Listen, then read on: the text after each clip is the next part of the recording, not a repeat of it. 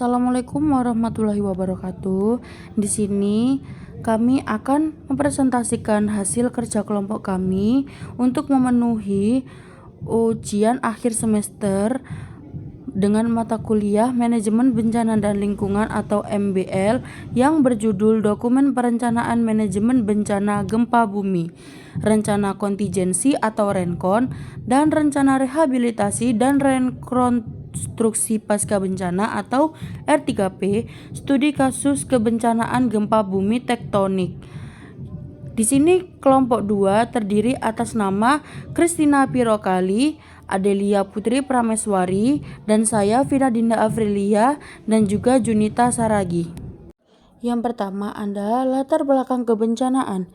Kerawanan geologis Indonesia terletak pada zona konvergensi 3 lempeng tektonik aktif, yaitu Indo-Australia, Eurasia, dan Pasifik, yang menjadikannya rawan gempa tektonik. Karakteristik sudden onset, gempa bumi terjadi secara tiba-tiba tanpa peringatan dini pasti, berpotensi menimbulkan korban jiwa massal serta kelumpuhan sarana kesehatan.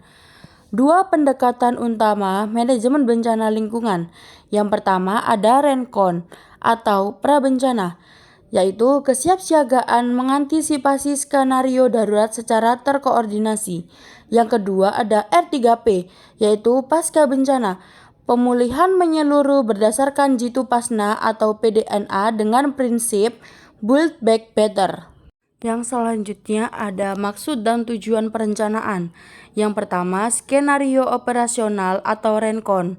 Menyusun skenario operasional kesiapsiagaan tanggap darurat guna memastikan respon yang cepat, tepat, dan terkoordinasi saat bencana terjadi. Yang kedua ada strategi pemulihan atau R3P, merumuskan strategi pemulihan fisik, sosial, ekonomi, serta perlindungan kesehatan reproduksi dan layanan kebidanan darurat pasca bencana. Yang ketiga, analisis komparatif, menyajikan analisis perbandingan komprehensif antara instrumen Renkon dan R3P berdasarkan standar regulasi resmi BNPB. Selanjutnya, ada penilaian resiko dan skenario ancaman. Yang pertama ada parameter skenario bencana. Jenis bencana di sini gempa bumi tektonik dangkal, kekuatan magnitudo MW 6.8, kedalaman sesar 10 km, yang dimana dikategorikan dangkal dan merusak. Selanjutnya ada intensitas guncangan, yang dimana ini 7-8 mmi, yang berarti guncangan dirasakan sangat kuat oleh semua orang, menyebabkan kerusakan pada bangunan ringan hingga sedang, serta berpotensi merobohkan struktur yang tidak tahan gempa. Selanjutnya ada tingkat ancaman wilayah. Yang pertama, guncangan kuat berpotensi meruntuhkan struktur bangunan, rumah tidak tahan gempa, dan gedung publik. Yang kedua ada melumpuhkan jaringan energi, komunikasi, jalan raya, serta fasilitas layanan kesehatan vital.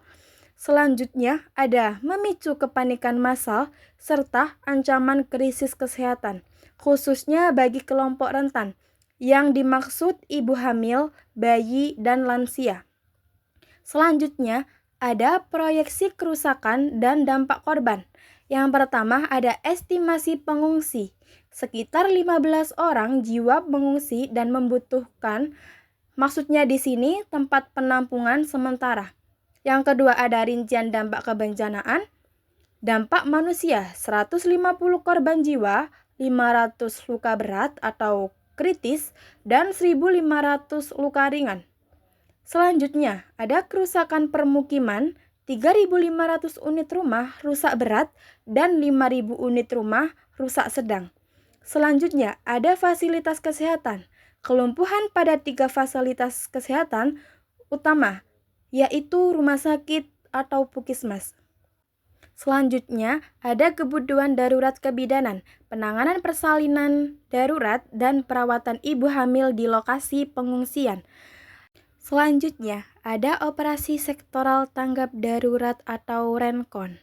Yang pertama ada klaster SAR, yang dimana fokus pada pencarian dan penyelamatan korban yang tertimbun reruntuhan bangunan dalam kurun waktu golden time, yang dimana 24 jam sampai 72 jam untuk menekan angka kematian. Yang kedua ada klaster kesehatan darurat, pendirian rumah sakit lapangan, penerapan sistem triase cepat, serta menyediakan layanan darurat maternal dan neonatal bagi ibu hamil. Selanjutnya, ada klaster logistik dan pengungsian, pendistribusian tenda shelter, pembangunan dapur umum, penyediaan air bersih, hygiene kit, serta kit kesehatan reproduksi khusus. Selanjutnya ada dasar penyusunan dokumen R3P, yaitu metodologi PDNA atau Jitu Pasna, yaitu penyusunan R3P didasarkan pada pengkajian kebutuhan pasca bencana atau Jitu Pasna untuk mengukur total nilai kerusakan dan kerugian secara akurat. Yang kedua, ada 5 sektor penilaian utama, yaitu mencakup analisis kerusakan pada sektor pemukiman, infrastruktur publik, sosial kesehatan, ekonomi produktif, dan lintas sektor. Yang ketiga, ada prinsip pemulihan, yaitu mengadopsi prinsip bullet back better dan bullet back safer agar infrastruktur pemukiman dan kesehatan lebih tangguh di masa depan. Selanjutnya ada program rehabilitas.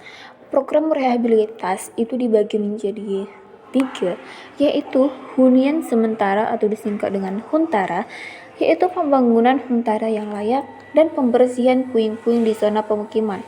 Yang kedua, pemulihan layanan kesehatan, yaitu aktivitas kembali fungsi puskesmas dan fasilitas pelayanan kebidanan atau kesehatan ibu dan anak.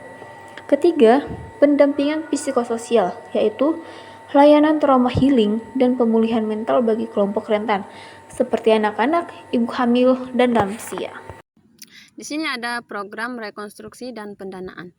Rekonstruksi jangka panjang bulan 6 tahun 3. Yang pertama, Huntap tahan gempa. Pembangunan hunian tetap berbasis standar teknis struktur tahan guncangan. Yang kedua, infrastruktur publik. Rekonstruksi gedung sekolah, sarana kebidanan atau rumah sakit, jalan dan jembatan. Ketiga, zonasi tata ruang. Penerapan tata ruang berbasis peta risiko gempa dan jalur patahan aktif. Keempat, tata kelola pendanaan bersumber dari APBN, APBD, dana siap pakai atau DSP, BNPB, hibah, dan CSR di bawah pengawasan BPKP. Di sini ada matriks perbandingan Rencon dan R3P. Ada aspek rencana kontingensi dan R3P pasca bencana. Aspeknya waktu penyusunan, rencananya disusun sebelum bencana terjadi atau pra-bencana, dan R3P-nya disusun setelah bencana terjadi atau pasca bencana. Terus yang kedua, aspeknya tujuan utama, rencananya kesiapsiagaan menghadapi skenario bencana spesifik, dan R3P-nya pemulihan wilayah agar lebih aman dan berkelanjutan. Terus aspeknya ada fokus operasi, terus rencananya penanganan keadaan darurat atau emergency response. Terus ada R3P-nya pemulihan jangka menengah dan panjang. Ada dasar kajian. Rencananya kajian risiko dan simulasi skenario ancaman. Terus R3P-nya hasil kajian kerusakan dan kerugian. Terus ada periode pelaksanaan. Rencananya beberapa hari hingga beberapa minggu atau tanggap darurat, dan R3P-nya beberapa bulan hingga 3 tahun pasca bencana. Di sini ada kesimpulan integratif. Yang pertama, ada peran vital Rencon, menjamin kesiapsiagaan operasional, respon yang terorganisir, serta penyelamatan jiwa atau termasuk pelayanan kebidanan darurat pada fase kritis awal bencana gempa bumi.